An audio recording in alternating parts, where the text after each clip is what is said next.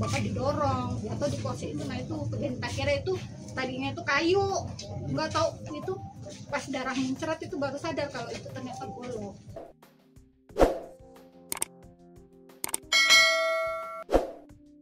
Seorang lansia bernama Marso ditemukan tewas bersimbah darah di dalam rumahnya di Gang Pendowo, Jalan Sri Krishna, Kelurahan Raja Basa Jaya, Bandar Lampung, Jumat 1 November 2025 pagi. Korban diduga kuat menjadi korban pembunuhan jika melihat kondisinya yang bersimbah darah. Peristiwa tragis ini sontak menggegerkan warga sekitar yang mengerumuni untuk menyaksikan. Yono, salah seorang tetangga korban, menuturkan bahwa ia sempat mendengar teriakan dari dalam rumah korban.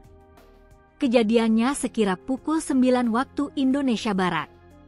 Saya tiba-tiba dengar suara teriak-teriak dari dalam rumahnya, ujar Yono saat diwawancarai di lokasi kejadian. Menurut Yono, saat kejadian di rumah tersebut hanya ada korban, anak, dan cucunya. Di dalam rumah itu cuma ada korban sama anak dan cucunya, istrinya enggak ada lagi di kebun, ucapnya. Setelah peristiwa berdarah itu, dia mengatakan anak korban langsung meninggalkan lokasi. Korban namanya Marso, umur sekitar udah 80-an.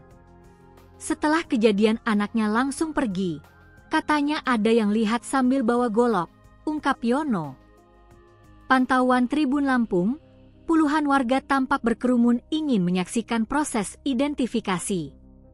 Tak lama berselang, tim Inafis Polresta Bandar Lampung telah tiba di tempat kejadian perkara, TKP, dan langsung melakukan olah TKP dan identifikasi terhadap jenazah korban dan barang bukti.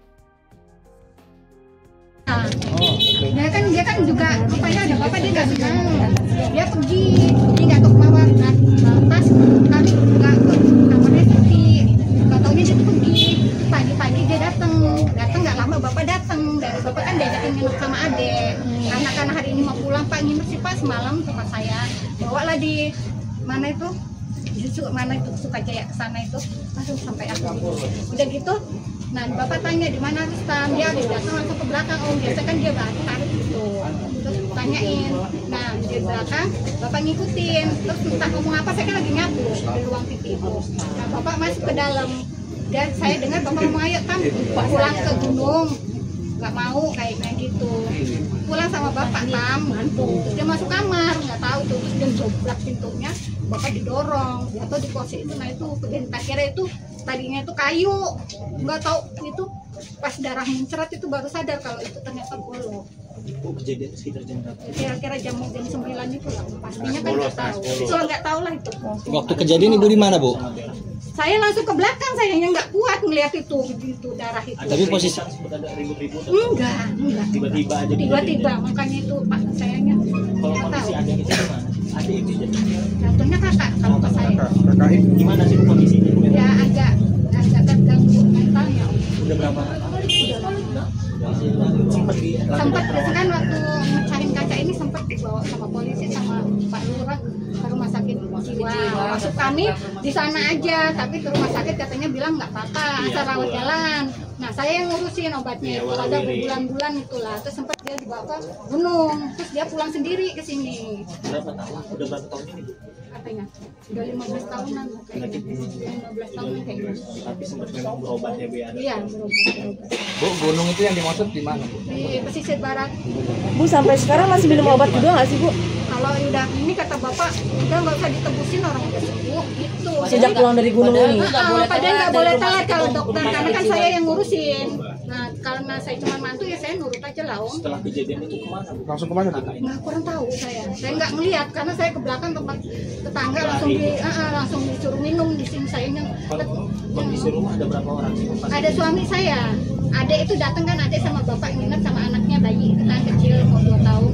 Nah itu dia lagi mau tanya saya, Mbak biasanya kamu rokoknya apa? Dia mau ke warung bikin rokok basing, rokok apa aja. Nah, dia ke warung, nah itu suami saya lagi dorong-dorong anaknya. Itu dia, anaknya itu di bawah, nah bapak didorong tuh di bangku. Berapa saudara? 9 apa 8 ya? Termasuk salah Iya. satu suami. Iya. Bu, berarti awalnya itu kita kiranya sama ininya, badannya. Gagangnya.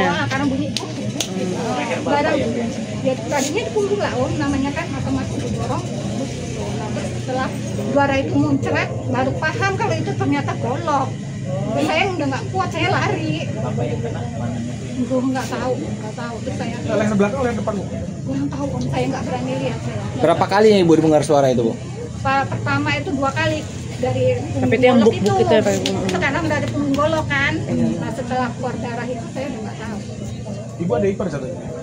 Saya iya. Ada iparnya. Dengan siapa? Nama ibu Sri Rahayu. Sri Rahayu. Usia berapa? Usia 49. Kalau bapak mana? Bapak umur 87 atau 78 gitu kayaknya itu. Bu, itu Si anaknya kurang tahu lomba berapa. Bu kalau habis lebaran kemarin Idul Fitri. Kalau ayahnya almarhum pulang ke sini urusan oh baru nyampe berapa hari ini, Bu?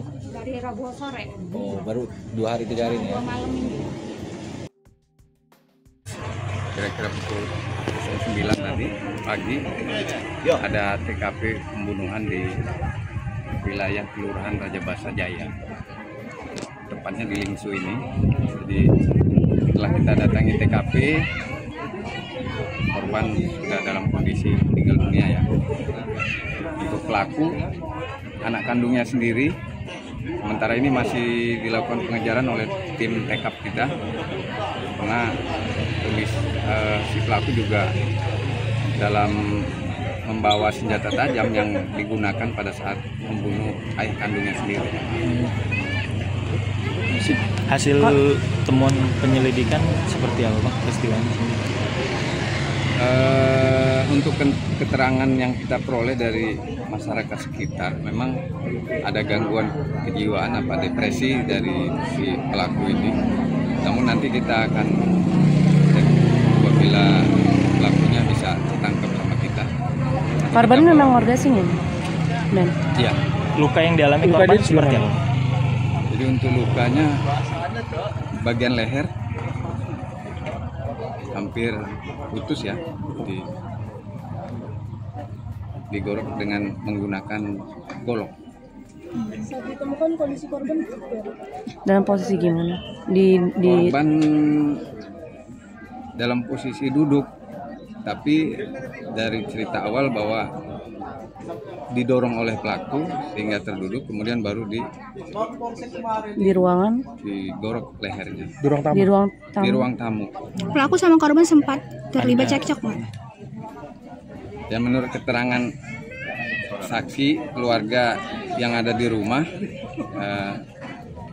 sempat ada obrolan di belakang sama orang tuanya sendiri, Pelaku.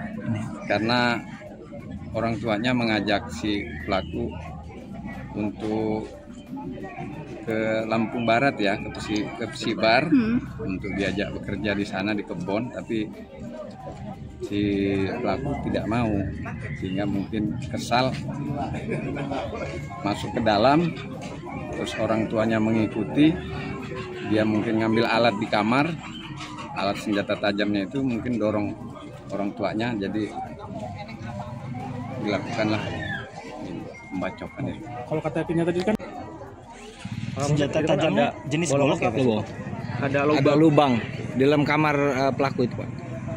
Jadi lubang yang di dalam kamar itu kolam ikan, yang buat si pelaku sendiri. Dulu kecil, tapi kemudian disemen sama kakaknya yang tinggal di sini.